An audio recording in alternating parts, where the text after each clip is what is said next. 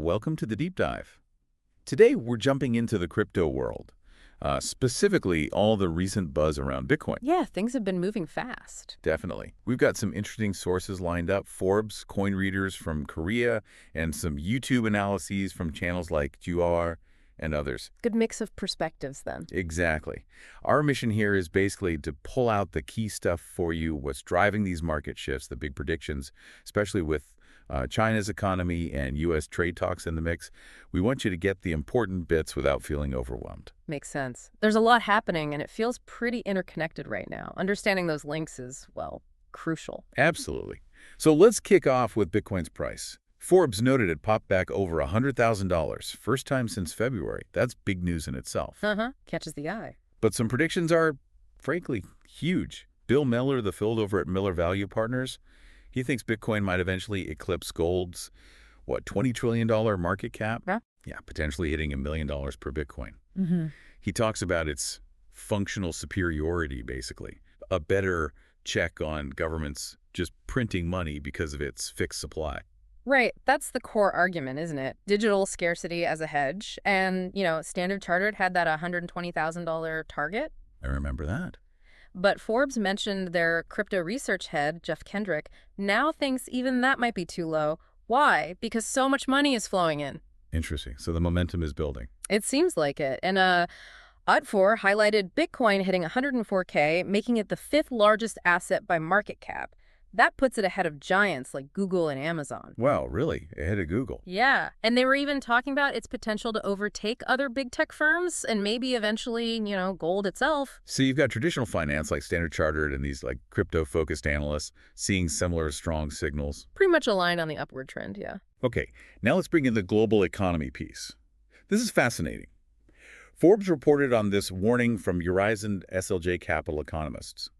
They're talking about a potential, get this, $2.5 trillion avalanche hitting the U.S. dollar. An avalanche. Okay. Under what conditions? Well, if the dollar weakens, the Fed cuts rates, and China's economy bounces back strongly. Ah, the China connection. Exactly. They point out China and other Asian exporters piled up huge amounts of dollar assets, especially after the Fed flooded the market during COVID. Right. Quantitative easing and all that. So the thinking is, if the dollar dips, these countries might start selling off those dollars. And where could that money go? Potentially into other assets, like Bitcoin. That's the speculation. Yeah. Forbes even mentions the Taiwan dollar and other Asian currencies, strengthening as maybe an early sign of the dollar weakening. It's a potentially massive shift. It really shows how global finance and crypto are getting tangled up. Macro trends driving digital asset flows. For sure. And then, at the same time, you've got these U.S.-China trade talks starting up again. Forbes suggests it might be because the U.S. is thinking about lowering tariffs. Okay, that sounds like potentially good news for markets. Easing tensions. Maybe. But then you have President Trump, seems right, though he adds the final call is up to Treasury Secretary Scott Bessent. So, conflicting signals there. China confirmed the talks are happening, though. Yeah, at the U.S.'s request. So it's complicated. You've got these opposing forces. And the market feels that uncertainty. Forbes quoted analysts Yu Hasegawa from Bitbank and David Morrison from Trade Nation. What did they say? Basically that if these talks don't result in some kind of compromise, we could see a risk-off mood, people getting cautious. Which could actually hurt Bitcoin, right? Pull money out of riskier assets. Exactly. So a weaker dollar driven by China's recovery might boost Bitcoin, but trade war fears could drag it down. It's a push and pull. Although, had a slightly different take, didn't they? They seemed more optimistic about Trump's signals on trade deals, suggesting things might be easing up, which they saw as positive for Bitcoin. Right, so different interpretations of the same events. It just shows how complex it is. Geopolitics, macroeconomics, all feeding into Bitcoin's price. Okay, let's shift gears slightly. What about direct indicators of Bitcoin demand, like the ETFs? Ah, yeah, the spot ETFs. Big story there. Coin readers reported a record inflow, $40.33 billion. That's huge, especially after some earlier outflows. 40 billion, wow. And these spot ETFs, just to remind everyone, they hold actual Bitcoin, right? Yeah. Makes it easier for traditional investors. Precisely. Eric Balchunas called it a pure indicator of the ETF market's strength and how much it's growing. It really signals institutions are getting more comfortable. And we're seeing names attached to that too, right? Definitely. Coin readers noted Goldman Sachs significantly upped its stake in BlackRock's IBIT ETF in the first quarter. Goldman Sachs jumping in deeper. That's notable. Very. And we also kept emphasizing these strong, consistent inflows. It points to ongoing institutional buying. And then there's Michael Saylor, always bullish. Yeah. He was suggesting sovereign wealth funds, especially in the Middle East, should get into Bitcoin, predicting like 1,000x returns eventually. Okay, that's ambitious, but it shows the belief some have in Bitcoin as a core long-term holding. Absolutely. And it's not just the mega institutions. Another source highlighted small and medium businesses. What about them? They found a 154% jump in SEs using Bitcoin as a treasury asset just in 2024. Think finance firms, tech, healthcare, even construction. So it's broadening out, not just big players. Seems like it. That source also mentioned Strive Asset Management's plan acquire undervalued companies and shift their assets to Bitcoin. Vivek Ramaswamy, the co-founder, is very pro-Bitcoin. Interesting strategy. And even states are getting involved. Yeah, Arizona became the second U.S. state with a Bitcoin reserve bill. They're using unclaimed property funds to buy Bitcoin. Wow, okay. And the U.S. Treasury Secretary, Scott Bessent. He's talking about the need for U.S. leadership in digital assets, stablecoin specifically. He even suggested stablecoin issuance could actually increase demand for U.S. treasuries. How does that work? Well, stablecoins are often backed by reserves, frequently dollars or short-term treasuries. So more stablecoins could mean more treasury buying. It's an interesting potential link.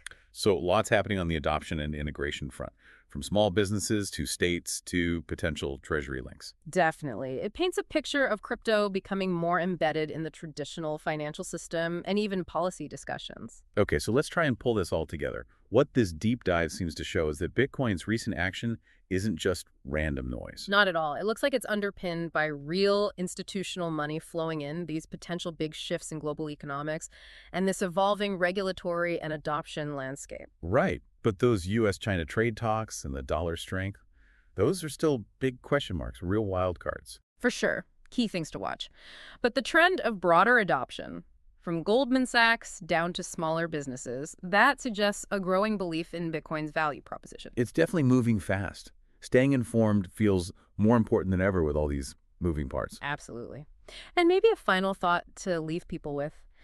Given all this, the geopolitical stuff, the tech evolving, the institutions coming in, what kind of fundamental changes might we be seeing in the global financial system? Yeah, like, are we on the edge of something bigger? Exactly. And how does Bitcoin's role change in that future? Does it move beyond just being seen as, a speculative bet? Something to chew on, definitely. Welcome to the Deep Dive. Today, we're taking a close look at the cryptocurrency market. We've got a stack of recent news and analysis here. Yeah, stuff from blockchain.news, The Motley Fool, Bitcoin Magazine, even CNN Business, all from, this past May. And our goal really is to bring these different pieces together for you, the listener. Right, to give a clearer picture of what's actually moving the crypto markets right now. We'll try to highlight the key trends, maybe make sense of where things could be headed. Okay, let's jump right in then. One thing that kind of caught my eye across a few articles is how broader political stuff seems to be making ripples.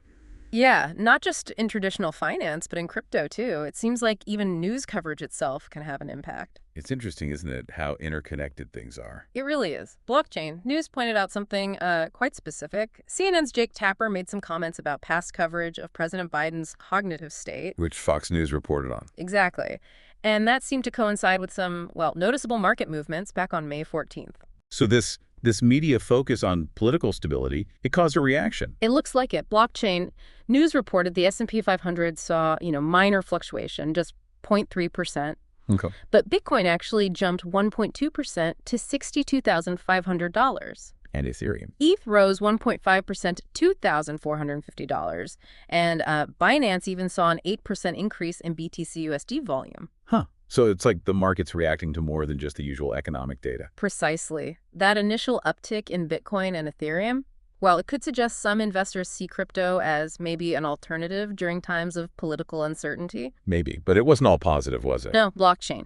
News also noted a bit of a different picture in tech. The Nasdaq dipped to 0.4%. And Coinbase. Coin stock dropped 2.1% to $210.50. So, yeah, a more divided response, really. Right, not a uniform move across the board. And blockchain news also said these shifts can create, opportunities. Yeah, they mentioned watching BTC and ETH for potential breakouts, looking for entry points in coin. They even highlighted an altcoin, didn't they? SolSD. That's right, on Kraken, up 3% to $145.20. It just shows how quickly things can adjust. Makes you wonder about the underlying activity, What are investors actually doing?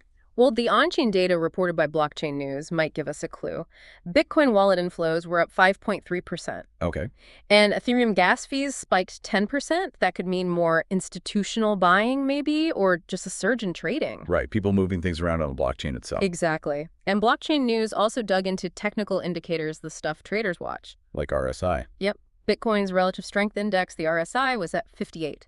They noted potential support around $61,800, resistance near $63,000. And for Ethereum? ETH's RSI was a bit higher, 60, with resistance around $2,480. And they also flagged that 10% jump in Binance's Bitcoin volume again. So lots of activity signals. And if we tie this back to the start, it seems like even non-financial news, like political commentary, can subtly shift how investors feel. That shift in psychology then ripples out. Exactly, leading to short-term price moves and, like Blockchain News said, potential trading spots in crypto. Okay, let's switch gears a bit. The Bitcoin halving, it's usually this huge event, right? Everyone expects fireworks. But the Motley Fool suggests maybe this last one didn't quite live up to the hype compared to the past. Yeah, that's a fair summary of their analysis. I mean, historically, the halvings in 2012, 2016, 2020, they were followed by massive price increases. Like really massive. Oh, yeah. We're talking 8,000% in 2012, 277% in 2016, 762% in 2020. Huge numbers. And 2024. Well, the Motley Fool points out Bitcoin is up, about 56% since April 24, which is good, but just not the same dramatic impact as before. So why the difference? What are the theories? The Motley Fool offered a few possibilities. The general macroeconomic climate, for one. Okay. Uncertainty around tariffs, and maybe even the impact of those spot Bitcoin ETFs already being in the market. So maybe some of the demand was front-run, in a way. Could be. They also brought up an interesting point about 2020. That halving happened alongside, the COVID-19 pandemic and all the stimulus money. Right, a very unique situation. Which suggests maybe those external factors played a bigger role in past surges than just the supply reduction from the halving itself. Interesting. And looking ahead to 2028, the next halving. The Motley Fool seems to think the price impact from the halving event itself will be even smaller then. What is that? Well, they figure by 2028, something like 97.7% of all Bitcoin that will ever exist will already be out there in circulation. So the reduction in new supply becomes less significant relative to the total supply. Exactly.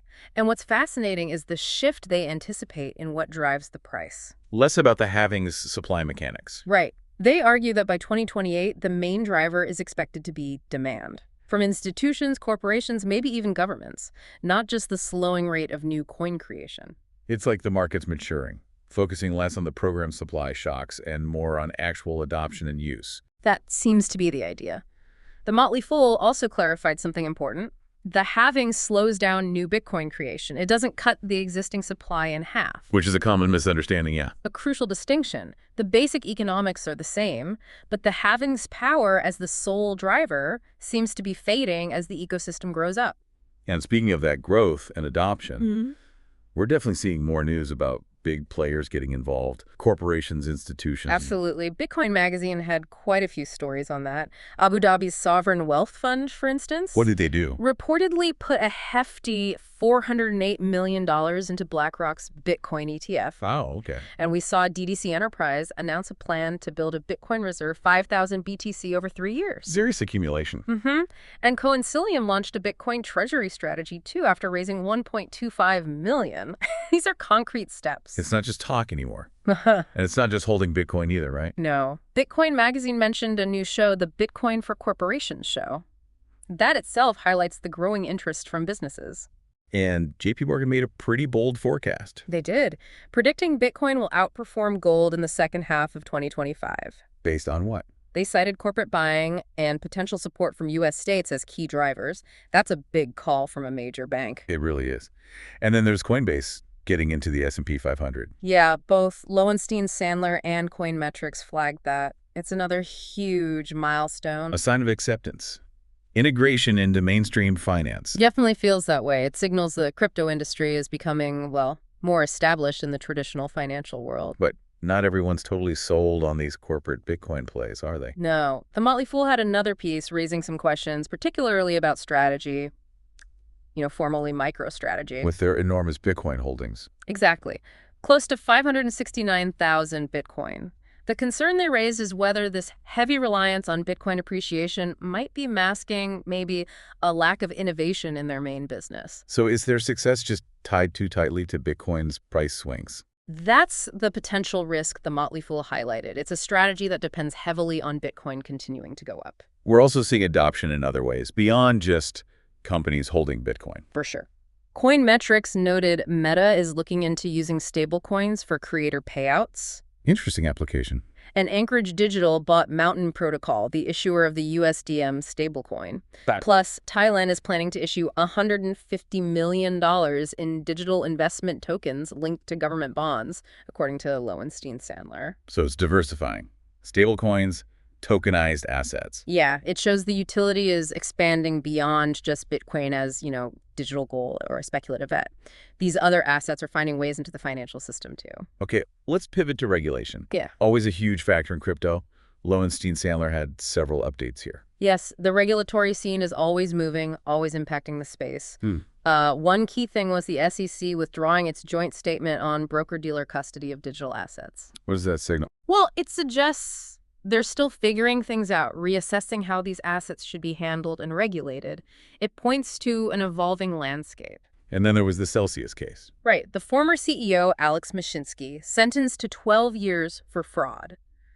That's a pretty stark reminder of the risks. And the need for oversight, presumably. Absolutely. It definitely impacts investor trust and shows there are serious consequences for fraud.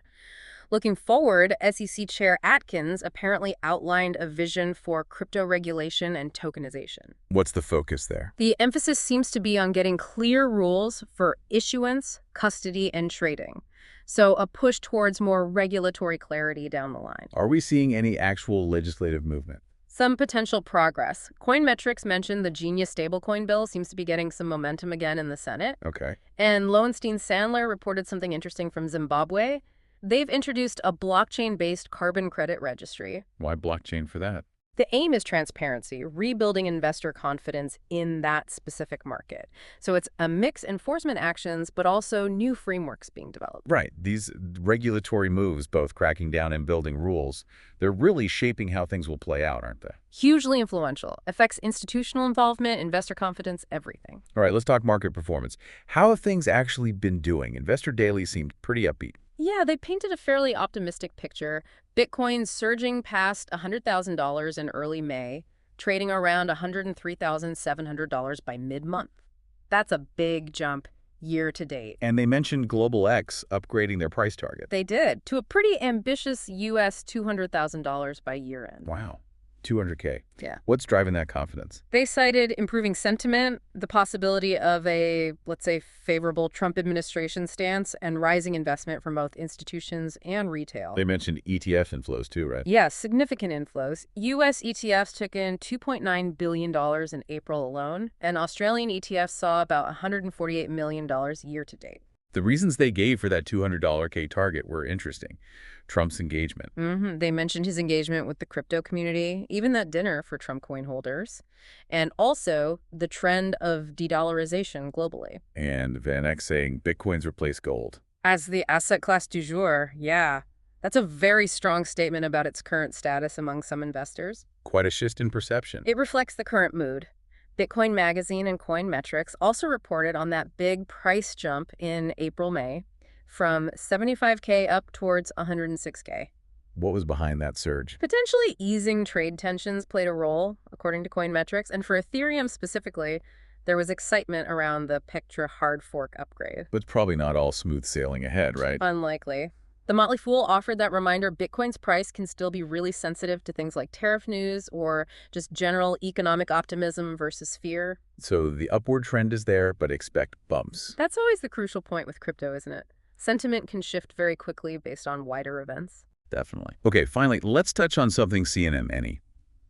CNN Business reported the increasing involvement of political figures, specifically former President Trump, in crypto. Yeah, that brings up some unique dynamics. CNN outlined how the Trump family's crypto involvement seems to be expanding. Like what? Meme coins, like Trump, a financial exchange called World Liberty Financial, even an American Bitcoin mining firm going public. And that auction for dinner with him. Right. For Trump holders. Right. That raised some questions, about potential pay-to-play scenarios. CNN also reported that Trump Organization affiliates hold a lot of the Trump supply. Yeah, apparently around 80%, and they earn fees from transactions.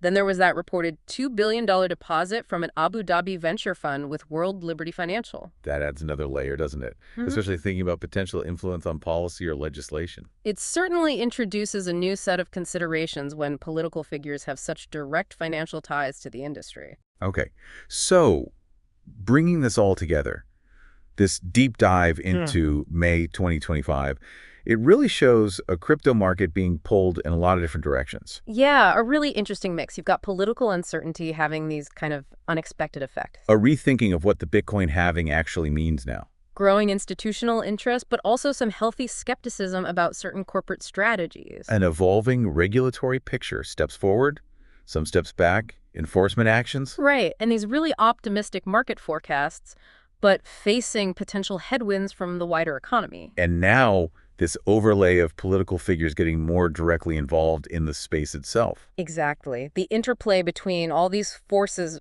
politics, regulation, institutions, market sentiment, it creates this constantly shifting, often surprising environment. It really does.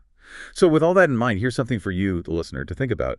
Given how fast all this is moving, how might this increasing overlap finance, politics, crypto, how might it actually reshape the global economic system in the years ahead?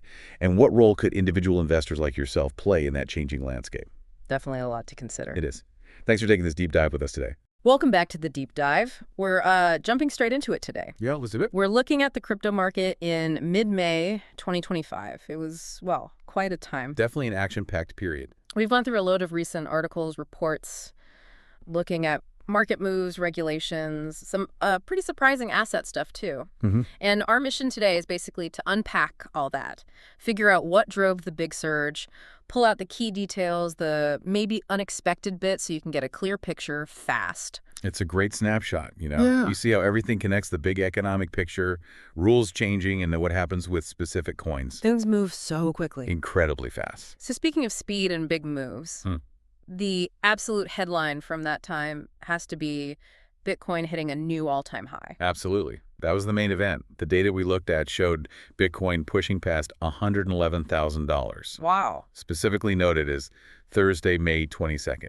And to put that into context, that's a jump of about 47% from its low in April. April's low was around $74,500, wasn't it? Exactly. So nearly 50% up in, just over a month? Yeah. That's a pretty remarkable kind of move. Remarkable is putting it mildly. So what did the sources say was driving that? What was pushing it up so hard? It seemed like a few things lining up, really. Reports mentioned more favorable regulatory developments, which always helps sentiment, Less uncertainty. Right. And alongside that, global trade tensions were apparently easing up a bit, which also fed into that positive feeling for investors. Okay, so a better macro mood? Yeah. And then there's the institutional side. That interest just kept building. The data showed over $4 billion flowing into Bitcoin ETFs. Just in May. In May alone, yeah. So that's significant sustained buying pressure right there. And I saw another metric mentioned, Bitcoin option open interest hitting a record. That points to strong sentiment too, right? Exactly. High open interest generally means traders have conviction. They're placing bets on future prices. And the report said they were targeting around $116,000. And the analyst predictions were even higher, weren't they? Oh, yeah. Some were talking $125,000 short term, maybe even $137,000 by the end of May. Wow.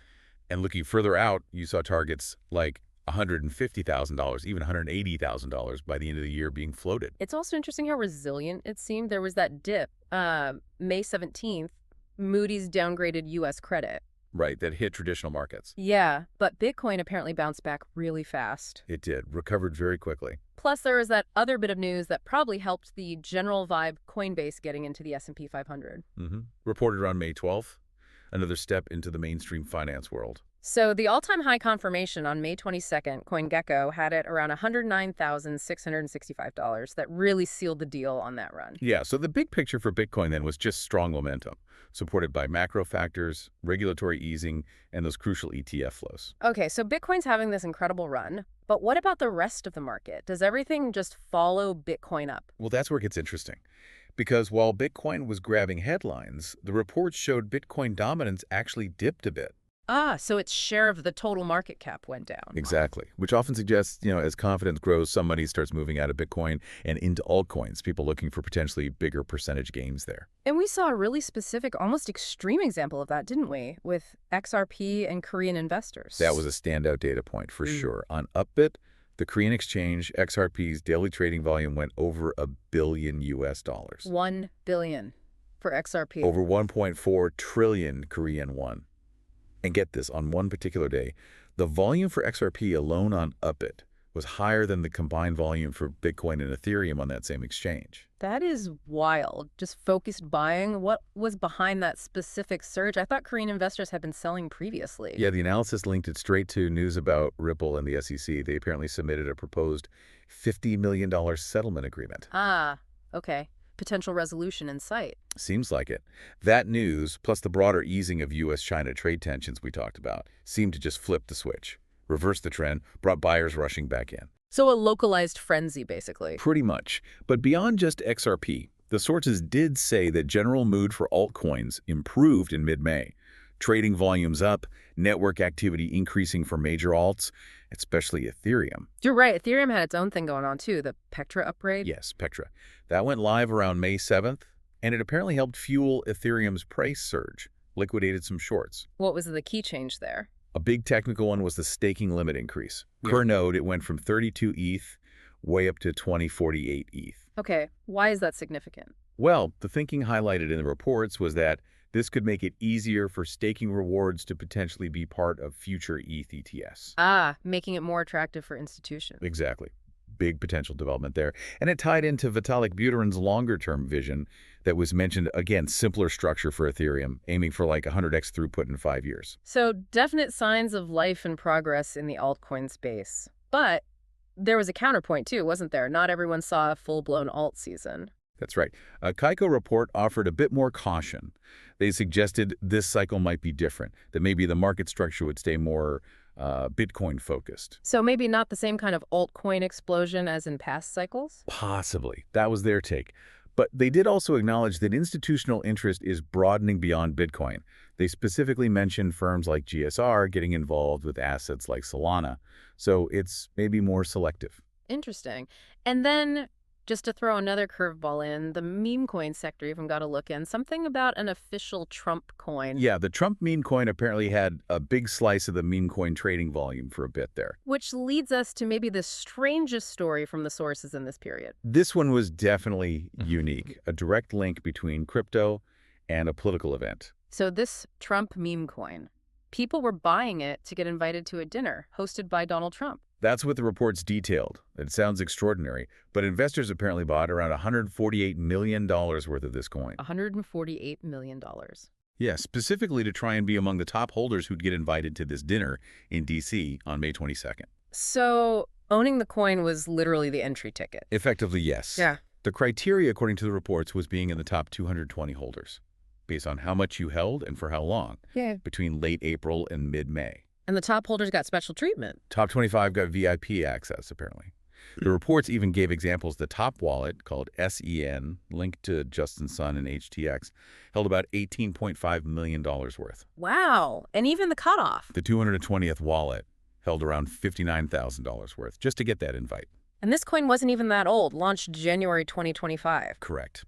And its price history was described as volatile, shot up to $75, crashed to $7.50, was trading around $13 during this mid-May period, market cap around $2.7 billion.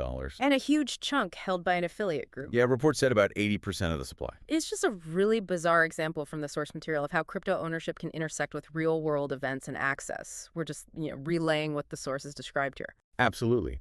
It just highlights the sheer range of influences in this market. It's not just tech and finance anymore. Okay, so let's pivot to the outlook. What were the sources saying about where things might go after this mid-May period? Well, there were, as usual, different perspectives. Bitfinex's analysis suggested Bitcoin's foundation looked strong, the macro environment was supportive, so any dips would probably get bought up pretty fast. Okay, so bullish short to medium term view there. Yeah. And then analyst Michael van de Poppe saw the altcoin surge, potentially signaling a shift in market structure. He noted how quickly alt rallies can happen and mentioned the yuan rebounding as a helpful macro factor too. But there was a more cautious take as well. There was.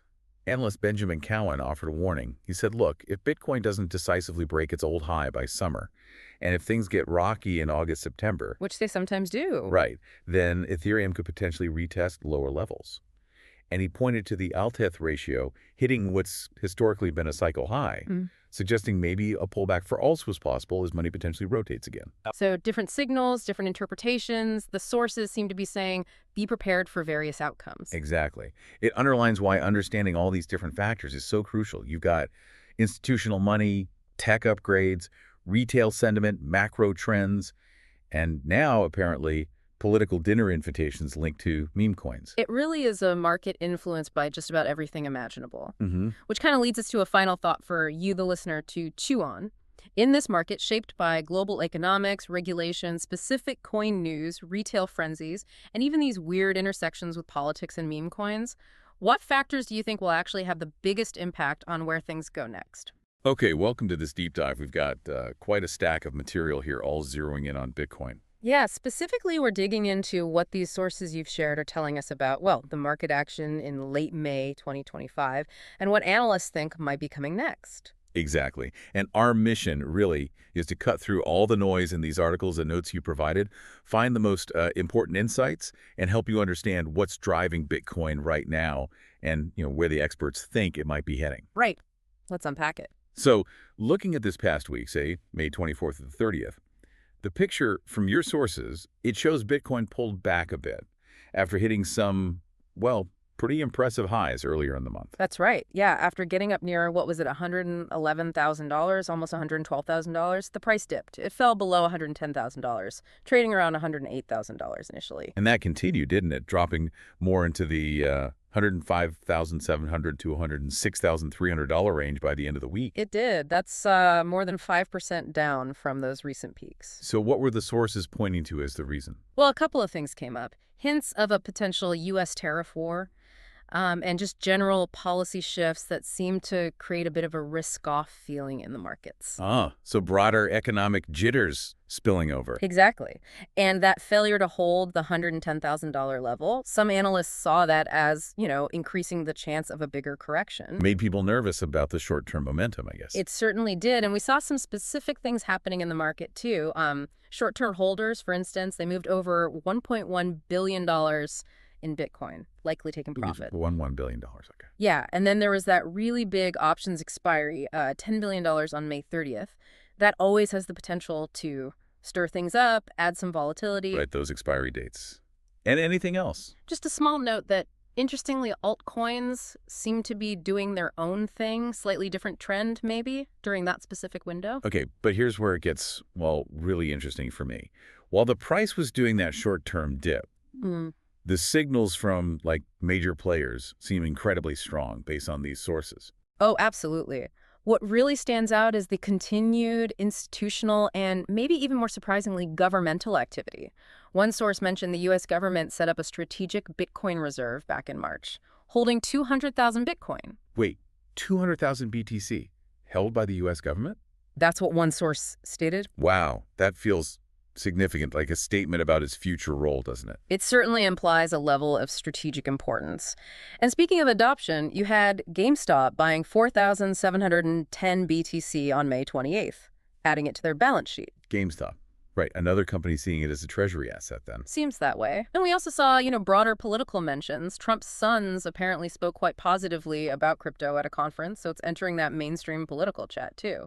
Okay, so specific actions. What about the underlying market indicators? Still looking strong, according to these sources. The Bitcoin spot ETFs, for example, they saw inflows of over $4 billion just in May. $4 billion in 1 month through the ETFs.